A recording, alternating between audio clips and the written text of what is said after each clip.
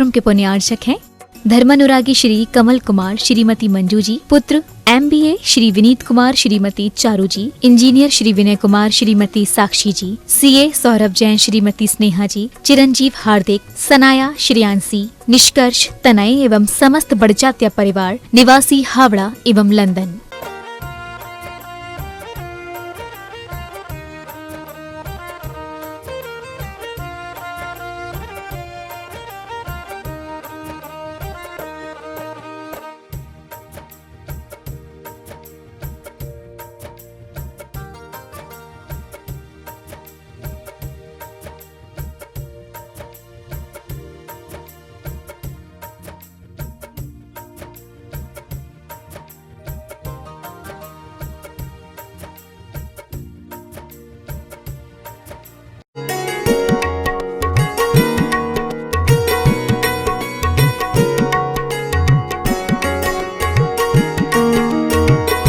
महानुभाव, कर्म भूमि पर फल के लिए श्रम सबको करना पड़ता है।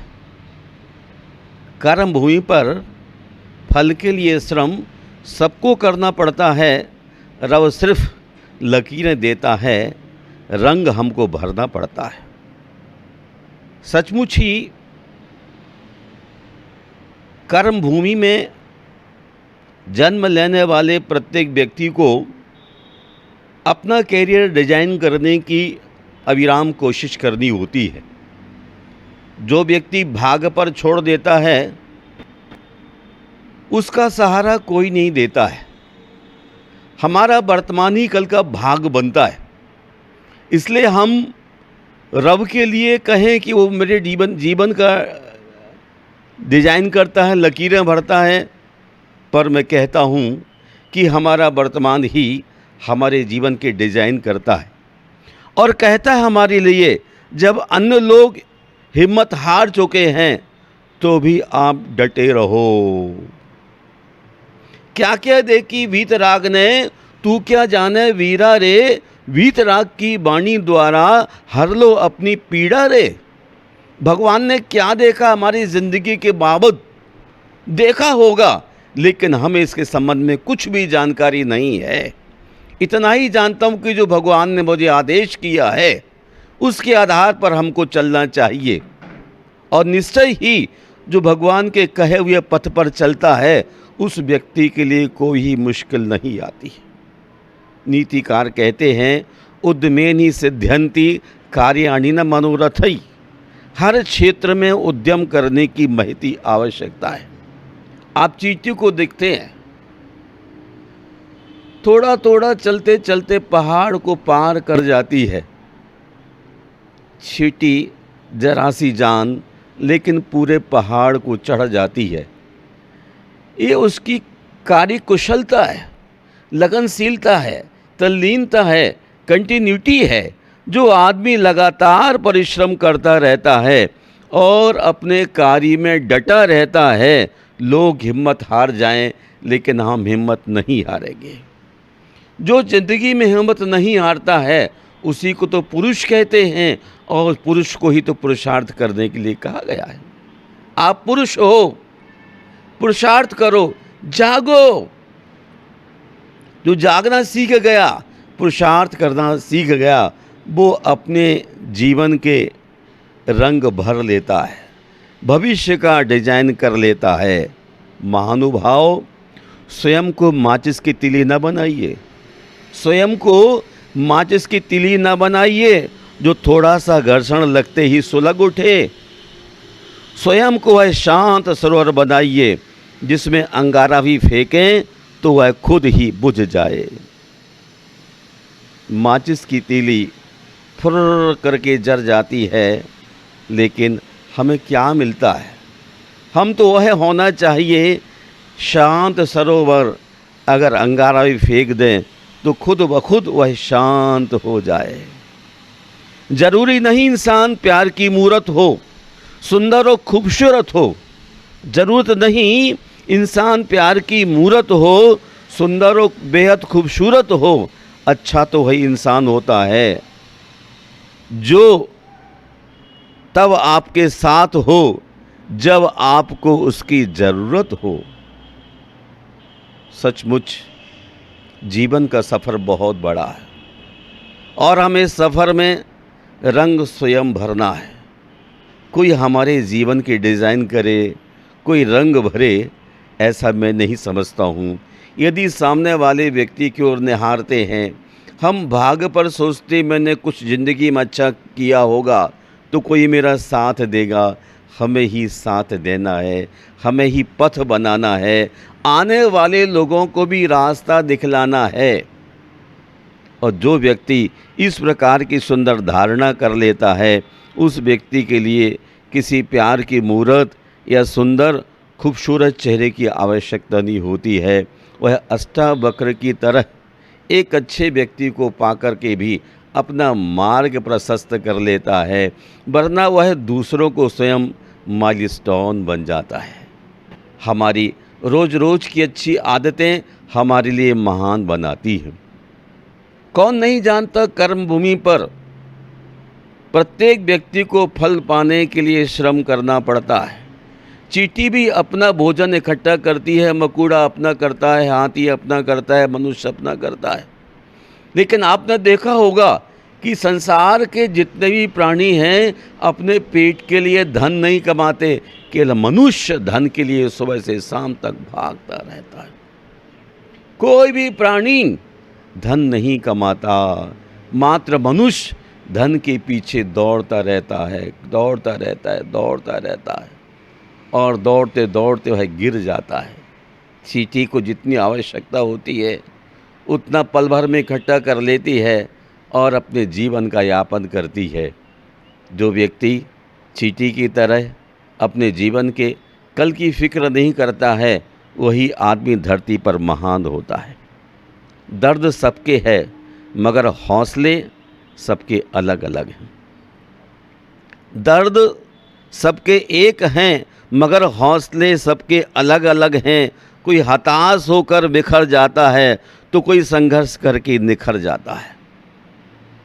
चींटी का भी सवाल पेट का है तो हाथी का भी सवाल पेट का है, मनुष्य का भी सवाल पेट का है तो देव का भी सवाल पेट का है। लेकिन देव मन से भोजन करते हैं और मनुष्य 24 घंटे धन के पीछे भागता रहता है और भागते भागते गिर जाता है। 2 रोटी 4 फुट जगह 6 फुट का कफन के लिए आदमी कितना भागता है और भागते भागते गिर जाता है। मैं आपसे कहना चाहता हूँ, आपने ज़िंदगी में कोई रंग नहीं भरा। रंग भरते तो वीतरागता का रंग भरते, रंग भरते तो सेवा का रंग भरते, परोपकार का रंग भरते, करुणा की लेखनी से दुखियों के दुख को दूर करने की कोशिश कर लेते। महानुभाव, मैं आपसे क्या कहूँ, ढूंढोगे अगर तो ही रास्ते मिलेंगे। मंजिलें तो फितरत हैं, मंजिलों की फितरत है, खुद चलकर नहीं आती। मंजिल हमें ही देखना है, हमें ही कोशिश करना है। अगर शेर के सामने शिकार पड़ा हो और शेर ना उठाए तो शेर का पेट नहीं भरने वाला है। चिड़िया के घर में परमात्मा भोजन दे सकता है, लेकिन चिड़िया को भोजन स्वयं करना होता है। इसी का नाम रंग भरना है। मैं कहता हूँ पुनः आपसे, अंगण वेदी वसुधा कुल्या जलधि स्थली च पातालम बलिमी कष्ट सुमेरु कृत प्रतज्ञस्य वीरस्य। जो कमर बांधकर तत्पर हो जाता है, उसके सामने पृथ्वी अपने विस्तार को सिकोड़ लेती है। समुद्र क्षुद्र छोटा सा हो जाता है, पाताल उठकर पृथ्वी तक आ जाता है और सुमेरु पर्वत बल्मीक की तरह हो जाता है। इसका नाम होता है उद्यम। परिश्रमशील व्यक्ति, जिसका दृढ़ संकल्प है, जो अपनी ज़िंदगी में कलर भरने के लिए संकल्पित हो चुका है, उस व्यक्ति के लिए कोई भी कठिनाई नहीं है। हारिए ना हिम्मत, विसारिए ना राम। जब तक शरीर में जान है, आप कभी पीछे मुड़ कर देखने की कोशिश मत कीजिए। जो आदमी पीछे मुड़कर देखने की कोशिश करता है वो बहुत पीछे रह जाता है। सैलानी को देखा हो आपने कि विशाल आकाश में नई नई चीज़ों की तलाश करता हुआ निकल जाता है, पीछे मुड़ के नहीं देखता है। और आप भी इस देश में धरती पर जन्मे हैं, आप भी सैलानी की तरह हैं। कोई आपका घर नहीं, कोई आपकी फैक्ट्री नहीं, कोई आपका प्यून नहीं, कोई आपकी कार नहीं। आपने इन सबको एक्सेप्ट कर लिया कि मेरा घर, मेरी फैक्ट्री, मेरा कार, मेरा नौकर। ये आपके हैं? सचमुच बतलाइए क्या ये आपके नहीं हैं? कहते हैं चुन चुन मिट्टी महल बनाया, लोग कहें घर मेरा, नागर मेरा नागर तेरा, चिड़िया रैन बसेरा। मिट्टी को चुन चुन के मकान बनाया, सारी चीज़ें संग्रहित करके खड़ी की गई और आपने अपना स्वामित्व स्थापित कर दिया। जो आदमी वस्तुओं पर स्वामित्व स्थापित करेगा वो अपने भविष्य का निर्माण नहीं कर सकता है। हारिए ना हिम्मत, विसारिए ना राम, निरंतर उद्यम करते रहिए। हर क्षेत्र में उद्यम की महती आवश्यकता है। राजधानी में रहने वाला कंगाल आदमी, संतों की जमात में रहने वाला आदमी, शरीर पर ध्यान देने वाला, उसने जिंदगी में पाया क्या फिर? संतों के साथ बैठने के बाद अनासक्ति होना चाहिए थे, राजधानी में बैठने के बाद गरीबी होना ना चाहिए, और समुद्र के पास बैठ के तृषा शांत होनी चाहिए। लेकिन आदमी भाग भरोसे सोचता है कि जब मेरी किस्मत ठीक होगी तो सारा अच्छा हो जाएगा। किस्मत के भरोसे रहने वाला आदमी कभी जीवन में सुखी नहीं हो सकता, अमीर नहीं हो सकता, वो पापों से मुक्त नहीं हो सकता, कलह से दूर नहीं हो सकता और हमेशा भयभीत रहता है।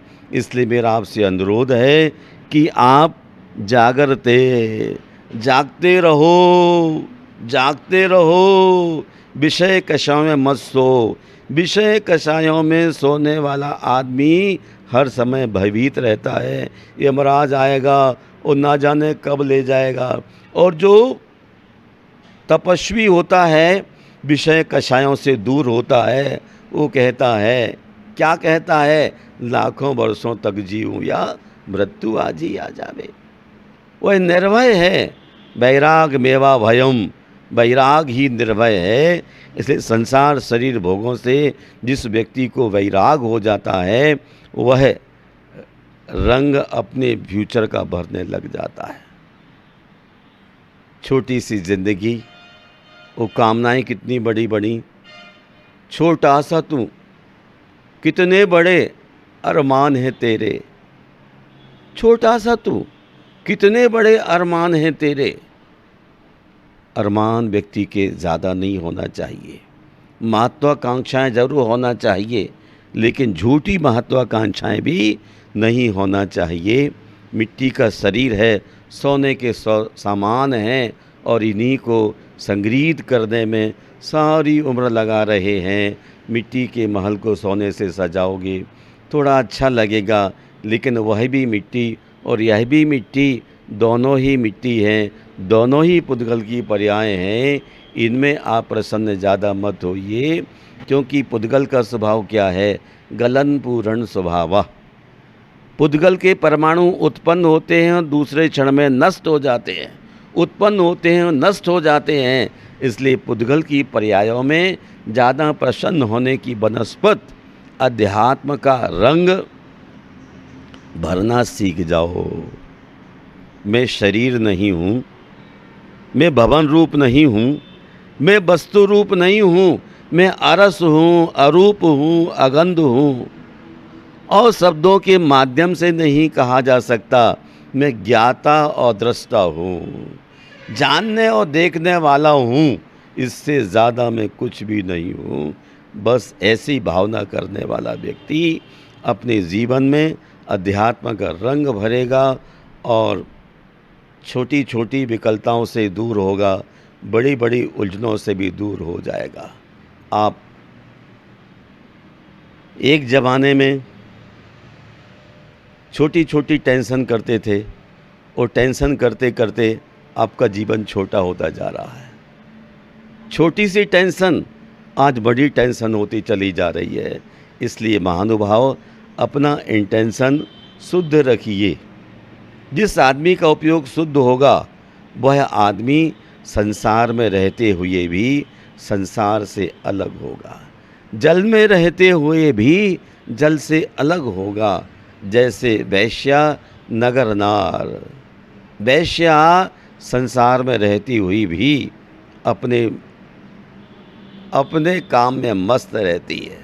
सम्यक दृष्टि भी संसार में रहते हुए अपने आप को अलग रखता हुआ भविष्य के लिए जो आपने लकीरें खींची हैं उन पर रंग आपको ही भरना है और कोई दूसरा रंग भरने वाला नहीं है।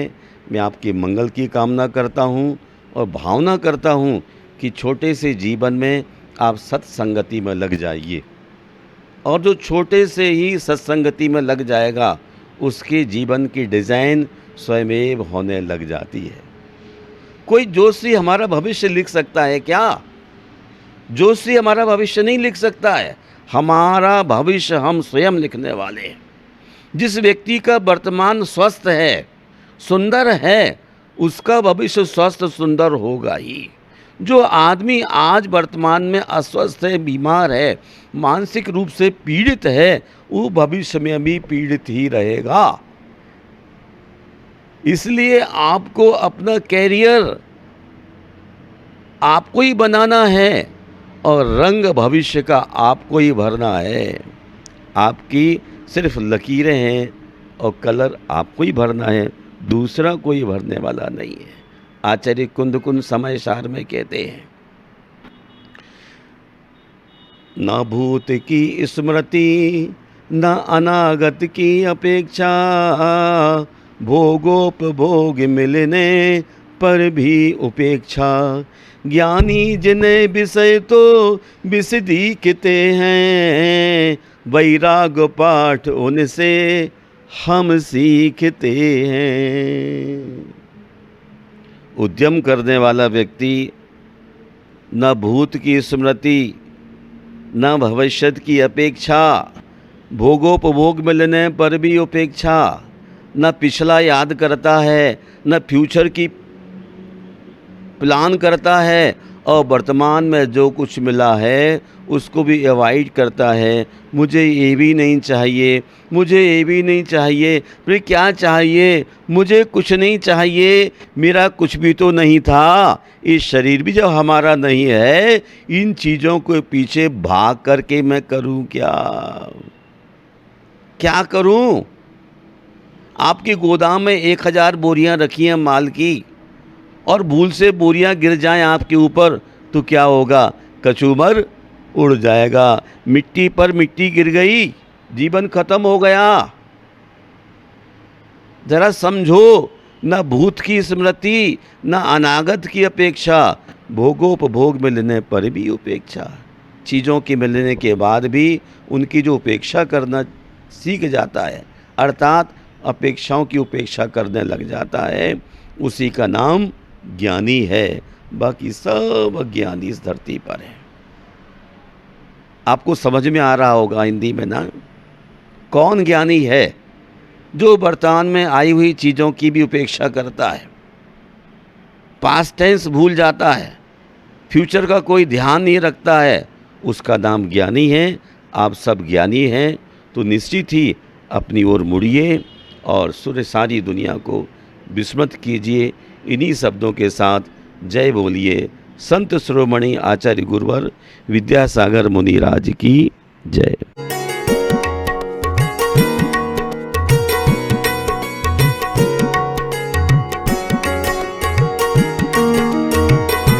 इस कार्यक्रम के पुण्यार्चक थे धर्मानुरागी श्री कमल कुमार श्रीमती मंजू जी, पुत्र MBA श्री विनीत कुमार श्रीमती चारू जी, इंजीनियर श्री विनय कुमार श्रीमती साक्षी जी, CA सौरभ जैन श्रीमती स्नेहा जी, चिरंजीव हार्दिक, सनाया श्रेयांसी, निष्कर्ष तनय एवं समस्त बड़जात्या परिवार निवासी हावड़ा एवं लंदन।